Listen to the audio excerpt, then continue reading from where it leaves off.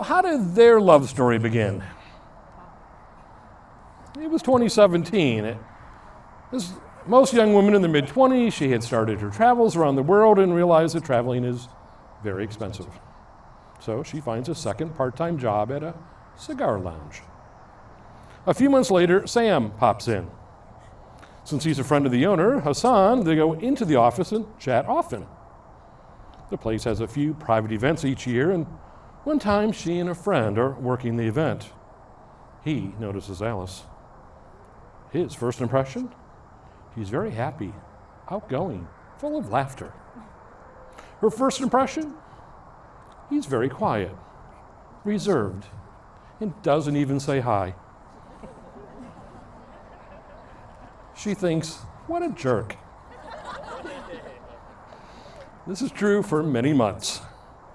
One night, she's at the coffee bar. It's a slow night.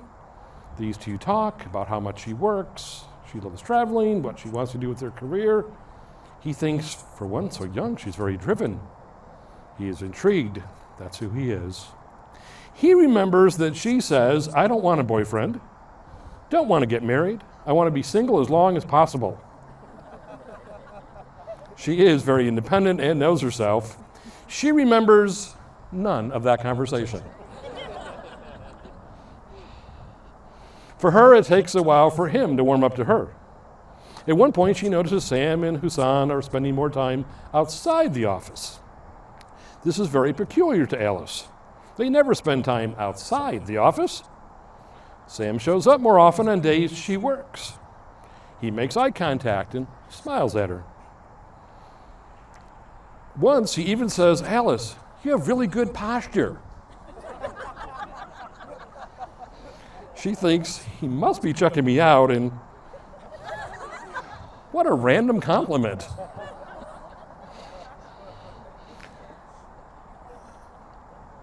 Starting then, she pays more attention to him. The final piece of the puzzle is his best friend, Hassan. She remembers that Hassan says, have you ever thought of going out with Sam? No, she replies, I've never thought of that. Hassan replies, well, you should. He thinks you're really pretty.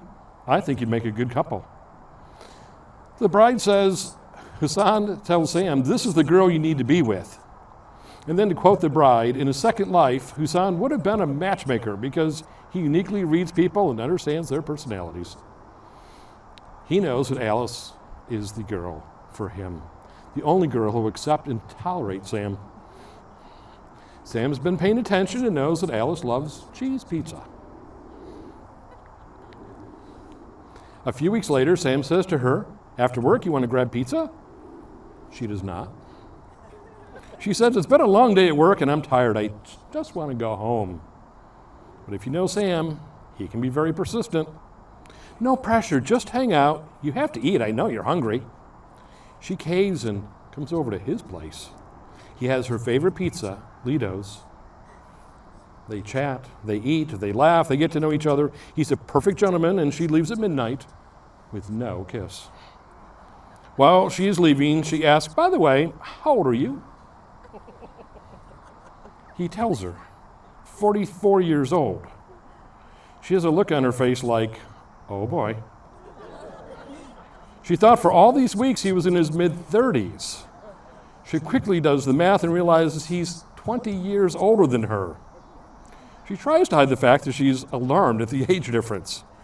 He knows by the look on her face that she is not okay with it. He texts her for a week or two. She only responds with something quick.